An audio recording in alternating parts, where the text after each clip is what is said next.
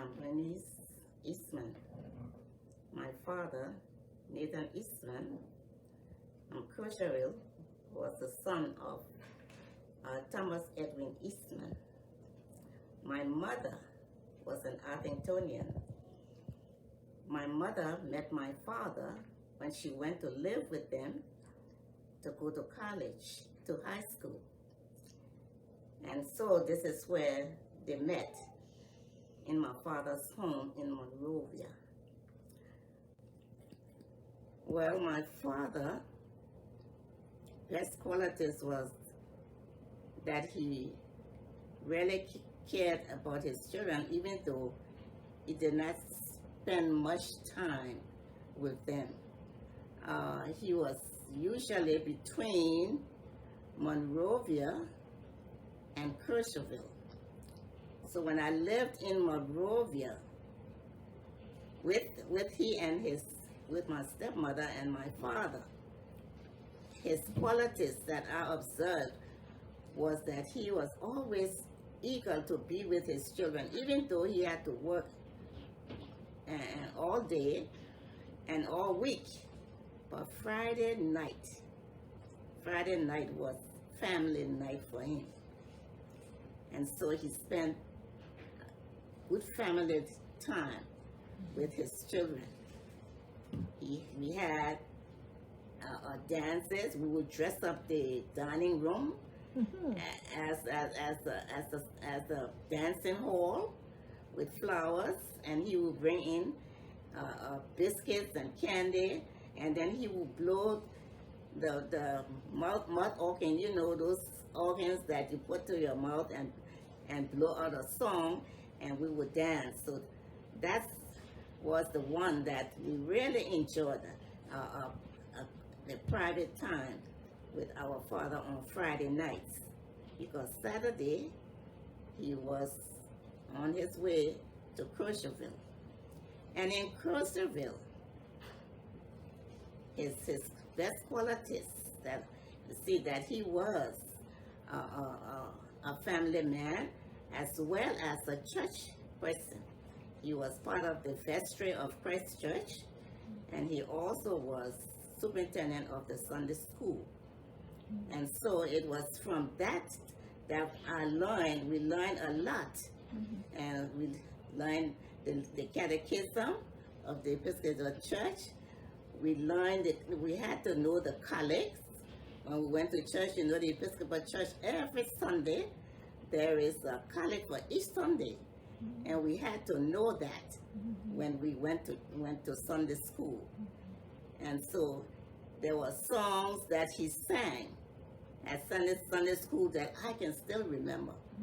So many songs that I sing now and that I learned when I was just a little girl. And those was his qualities of teaching us in Sunday school. And if I didn't mention the qualities of my grandmother, she always had us in prayer every Sunday morning. We always had prayers before breakfast. And after prayers and breakfast, we went to church.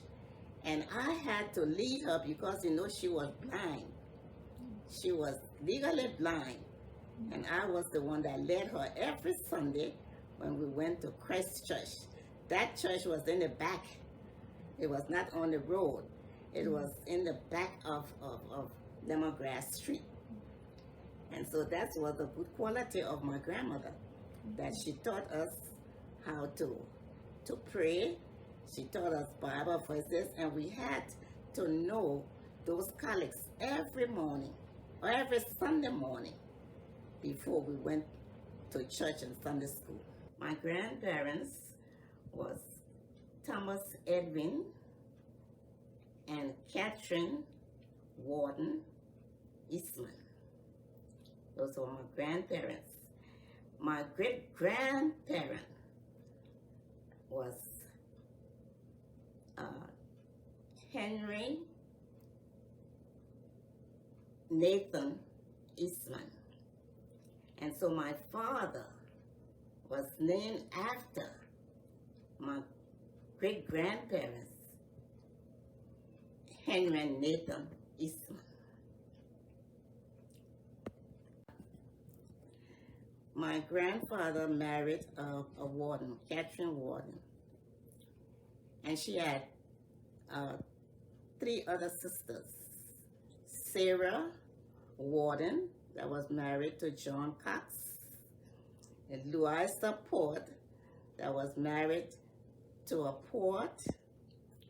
I cannot remember his first name because he was not alive when I was living in Crozierville.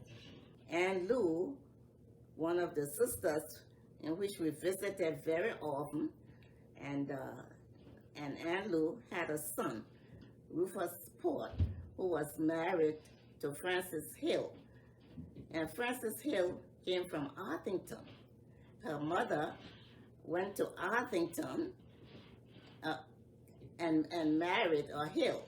So Frances was Frances Hill, married to Rufus Port. And they had one son called Agenel. And Jeannie Warden, who was the youngest sister.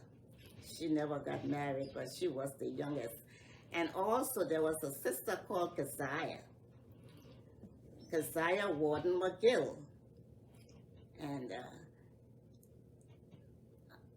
Keziah was married to a McGill from Louisiana. And she died before her children grew up.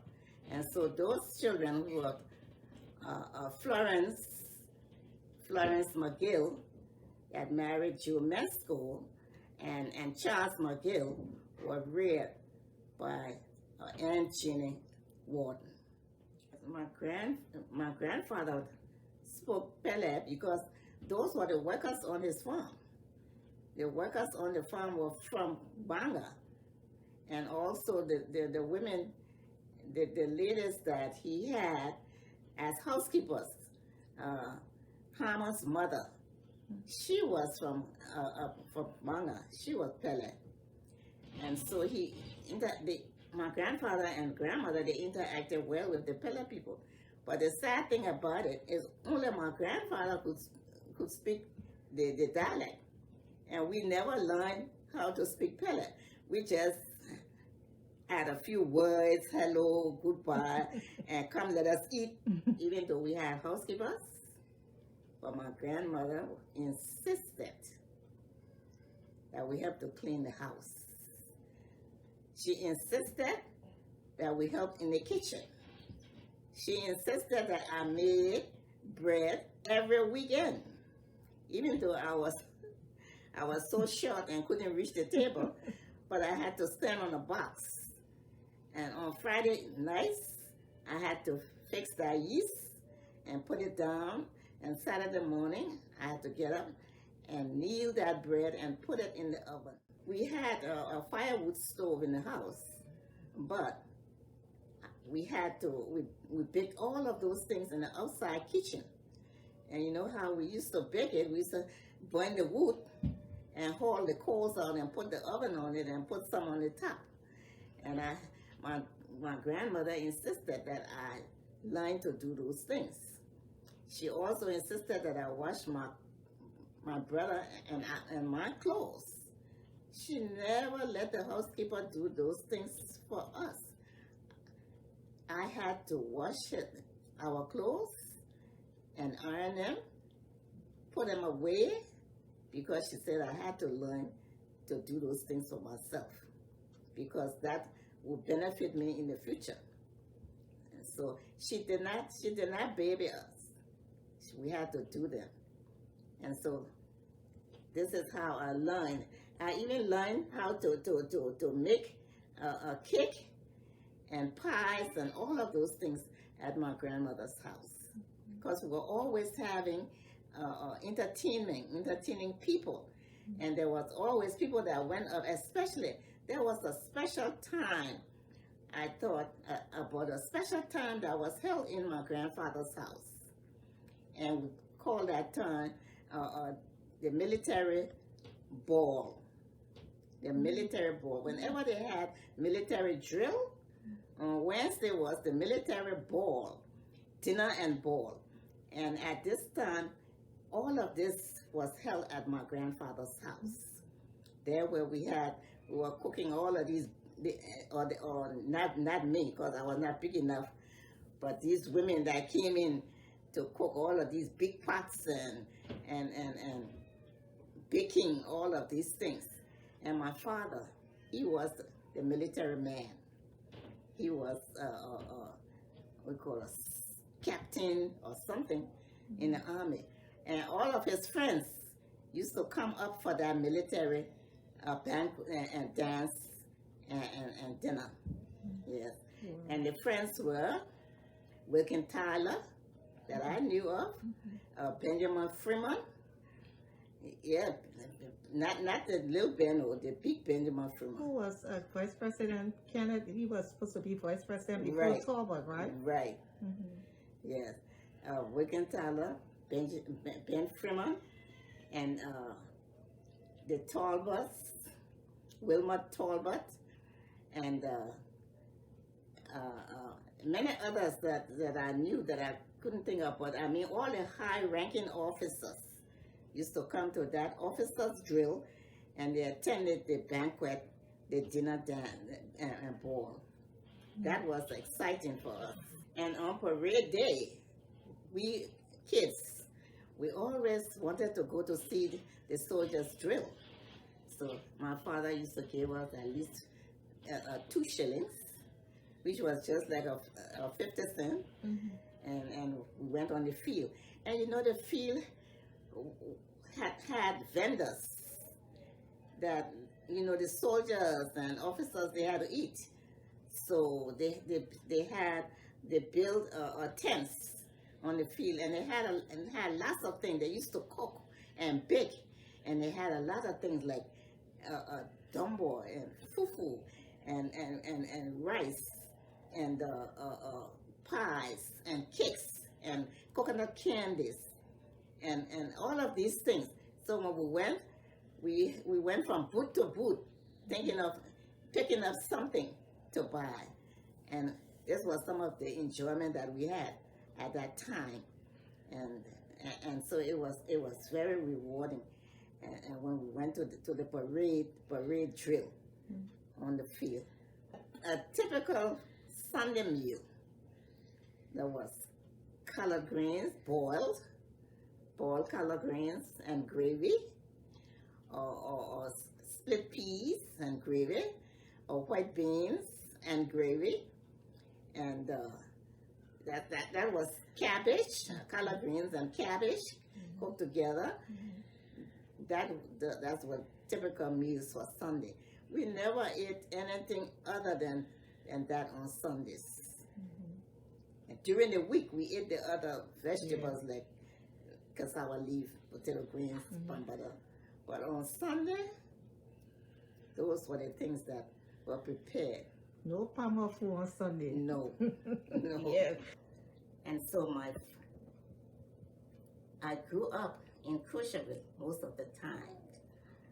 I was with my father for a few years, and then I went to Crozierville to live with my grandparents, Thomas and Catherine Eastman. And those years that I lived there, I think it was 10 or more years that I lived in Crozierville. So whatever, and I told you about our family connection with the Padmores, and we were neighbors, and so I got to know most of them, especially Jacob Padmore, that we call Uncle Jacob.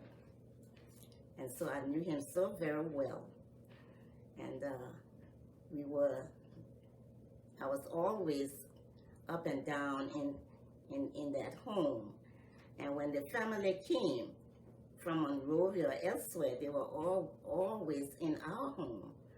And so I got to know them very well, like Tom Billy and her mother, as she called her Leona, her mother and her aunt.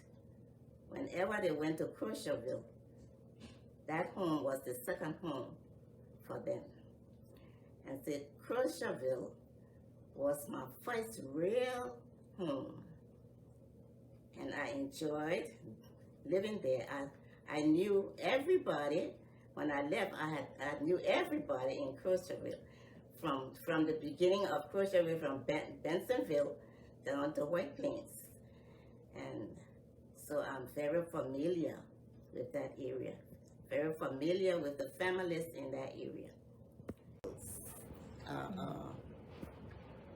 Wilma Eastman children. And the Carr girls. Sue Carr, but she was the older of the sisters. Issa too, you know, and Francis. But the two that I played with and grew up with were Eugenia Carr and Jemima Carr. Peace be to her. Eugenia and Jemima. I named all of them really. I named Cyril, Issa, Francis, Eugenia, and Jemima. Now, Eugenia and Jemima were the ones that I played with because they were my crowd of girls. The others were the older ones. Yes. And my grandmother always wanted to visit her sister-in-law, Camina. And so I always led her to Camina, to her sister Camina, which was her Solomon Eastman's wife. And Solomon Eastman was the brother of my grandfather. Yes. And so I was always with those girls. So who were the Carr girls' parents? Oh, the Carr girls, it was Johnny Carr that married Jemima Eastman Carr. Yes, that were their parents. And their grandmother, they lived with her when their parents died because I did not meet their parents. I only met them with their grandmother, which was Camina Thorpe Eastman. Yes. And so during that time, when my grandma used to visit her, Camina, that's when I interacted with the younger ones in the family. And as well with Cyril, I did too, because I attended the parish day school. And Aberport was the principal. And she was a teacher there. And so she taught me at the parish day school. And then when she left the parish day school, she opened her own school. There where I attend, me and my brother Alvin. We went there too. At Cyril Carr Henderson private school. Where Julia Williams, she lived opposite almost near the boundary of Benton, and she lived opposite the military field that they had. Julia Williams had 3 kids, and Ruth Williams and Charles Williams, and the other daughter, she was my best friend. But Julia Williams' house was a place where we visited often, especially when they were having a parade. When they had parade around that area, we used to go down to Julia Williams' house and watch the people in the parade and drill when they march. So I remember that very well. And so I knew her daughter, Shanisa Williams, Ruth Williams, Charles Williams. Those were Julia Williams's children that I knew of, and those were the kids that I interacted with. So when I left Cyril Henderson School, I was in a grade that she was not carrying. I was in the 4th grade. And so I went to a school in Benson where the name of the school was Tootie Padmore School. Tootie Padmore. And there I met many other, like Jerusha Blackett and all of the Blackett people and the great and Garnetts. I met the Garnetts, you know, the little kids in the school. And I also met some of the Talbots, the little kids at the Tootie Padmore School. So I went there for 2 years. I went there in the 4th and 5th grades. Then after that, I went on Bromley Mission. The rector of Christ Church when I got there was Rector Joseph Dunbar. He was the rector there, and he was married to my Aunt Sarah at that time because her husband had passed, Cox. And she was married to he was married to Aunt Sarah. Aunt Sarah. And even though they did not live in Crozierville, they lived in Crozierville, but they did not live in the town area where the church was. He had a farm in the rural area on a place that they called David Town, David Padmore Town. Yes, and so that's where he built a house out there, and it was really a place where my grandfather always wanted to go to visit with her sister. And the rector, he too was a farmer. He planted everything that he ate. He grew everything that he ate for food, except for fish and meat and stuff like that. But yet when we talk about, he had livestock and chicken and all of that. And so my Aunt Sarah's second husband was the rector of Christ Church. Davenport was the lay reader of the Christ Church. And he was as you know, what the lay reader does. He's the one that opens the services and we sing the psalms and all of that and say the collects and all of that before the rector takes over. That was Davenport. Davenport was the teacher of the parish school, the Christ Church Parish Day School.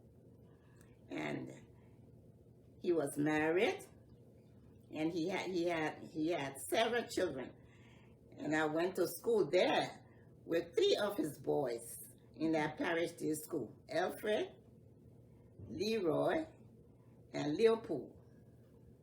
So those were his 3 boys that were in the school when I attended the Christ Church Parish Day School. Yeah, I remember Jimmy Goodrich sitting on his porch with his wife. I remember his children. I knew Jonathan, and who was married to his wife's name was Comfort. And I remember Jimmy, whose wife he met, Jimmy Goodrich, whose wife was Augusta Port. That was his first wife. And I remember John Goodrich, whose wife was Janetta Murray, and that was my sister's best friend, Janetta Murray. And I remembered Charles Goodrich. So I remember they were all grown men, but I remember their goings, and I remember Jonathan Goodrich. He was once supposed to be vice president too, and something happened miraculously that he did not become vice president. Yes, so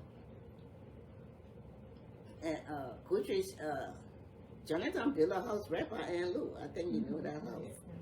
I remember Amos Goodrich, because Amos had a son by my sister, Spencer Goodrich. I remember better, but he was the little one running around. He was the last child. He was just a little one. I think I had left and Crozierville when Bethel grew up, so I didn't know much about him, but I knew his name, Bethel.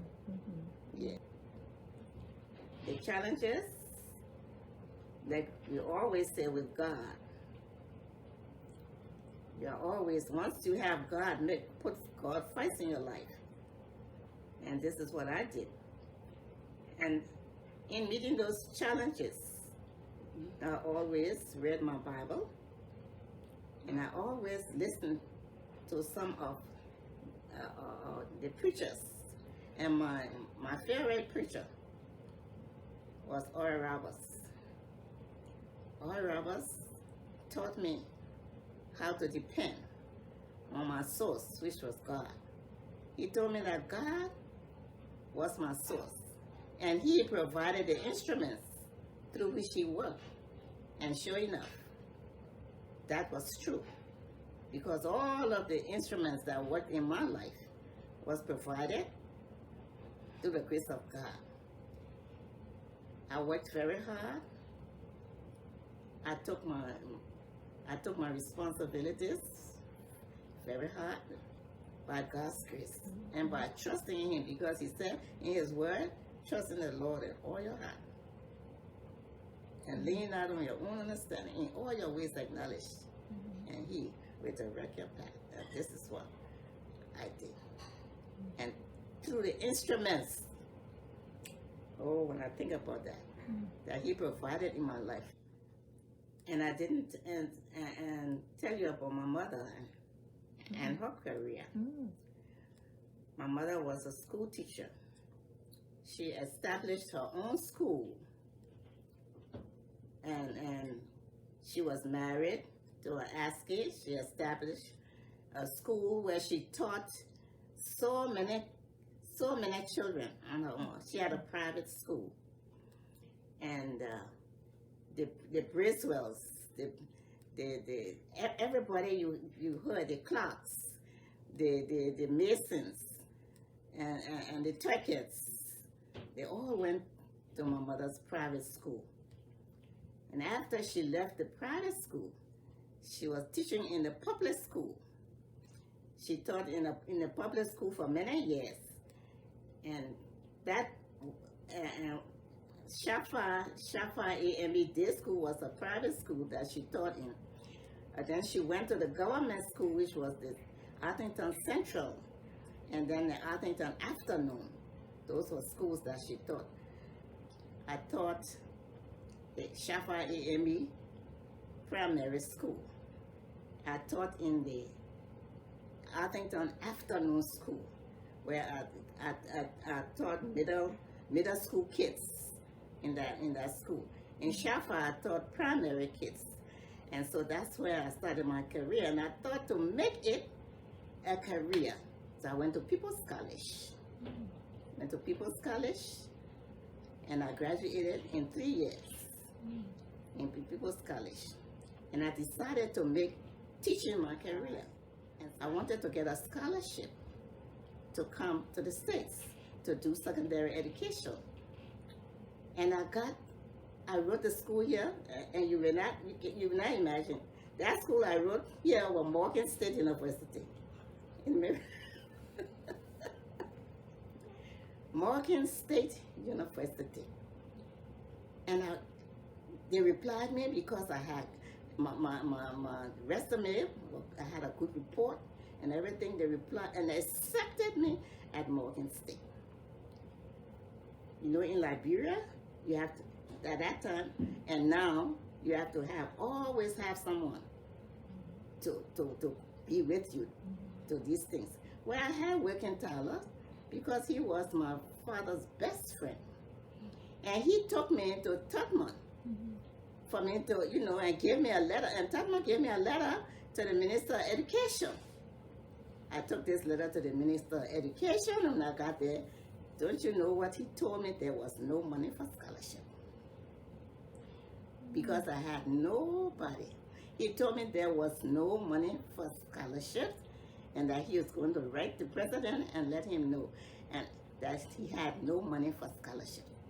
And so that scholarship thing, I went to my brother, Ernest. He was in the foreign ministry, but he has just gone home, and he got this position as Director of Asian African Affairs. And so he was not up there enough. And then when I went to him, he said, Bern, he said, I don't think that if I went to Massaquoi, whether he would even listen. Look at him. So I said, okay. But instead, it didn't cross my mind to go back to work in Tyler. So I just left the whole thing. I said, well, this is what it is, and so I accept. So from that, then I went to LU and I registered to start my secondary education program at LU. I registered and everything. My major was secondary education. My minor was secretarial science. So I went to LU for 1 year. And I said, I was doing secretarial science and I was doing secondary education. And then to think about it, I said we have to spend 4 years here doing this. And I was working at that time at the Bureau of Customs. Before the Bureau of Customs, I was working as a teacher at Monrovia College. But I had to leave Monrovia College, so I had no job. And every time I went to the Civil Service Bureau, and they found a job for me, you know what they said? Do you know how to type? And I couldn't. Everywhere I wanted to, do you know how to type? And I couldn't. But at the end, lastly, the Civil Service Director found me a filing clerk job at the Bureau of Customs. And there where I went. I had a good boss. He was an expatriate. And it was in the import and export department. And I had to file those papers according to names, alphabetically, numerically, and whatnot. And I think I did a good job. So after I thought to myself, I said, I will be many years here before I get this second education and tertiary education thing. So I might as well branch off to my minor. And so I decided to go to Eugenia Simpson Cooper Secretarial School, where Annette Johnson, Annette Goodrich Murray were there, teachers. And I went there for 1 year. 1 year. And I got my profession. I learned how to type. I learned shorthand. I learned office practice. And when I got my diploma, I called my Uncle Frank. I said, I know how to type now. I got my secretarial skills. So he said to me, he said, really? He said, I just heard that Assistant Attorney General Gardner has a secretary that is getting married, and he needs a secretary, so I will contact him. And when he called Gardner said, okay, let her report to the administrator, which was Josiah Crenshaw Ramsey. And I went to the Department of Justice. I worked for Gardner. I worked for the Solicitor General, which was Broderick. And later on, James A.A. Pierre went there as Attorney General. I was on vacation. And Josiah told him, said, okay, General, I have a good secretary for you. But she's on vacation. When she comes, then she's going to be a secretary. So when I got in the Department of Justice after my vacation, she took me into the office of Attorney General James A.A. Pierre. And I became his secretary. And that's how I started out as a secretary. When you say a secretary, I mean a good secretary that I could do, because I knew shorthand, I knew typing, I knew office practice. And so I stayed in the Department of Justice for 10 years. 10 years.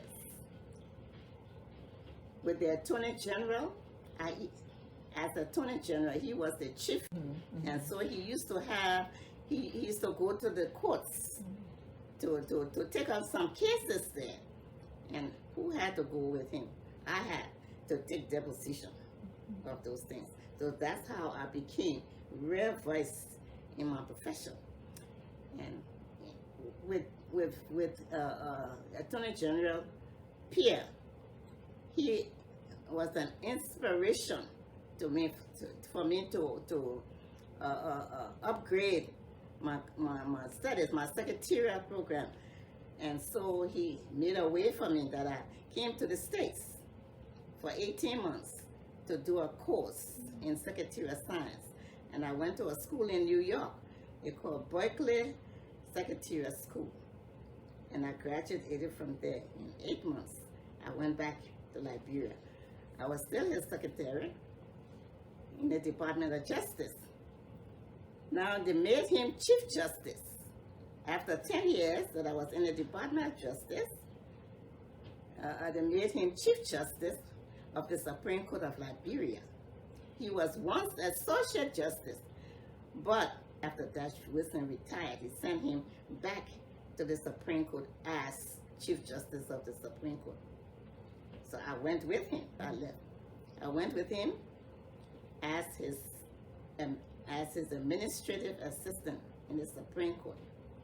And after that, his special assistant. And I'm telling you, it was worth my while.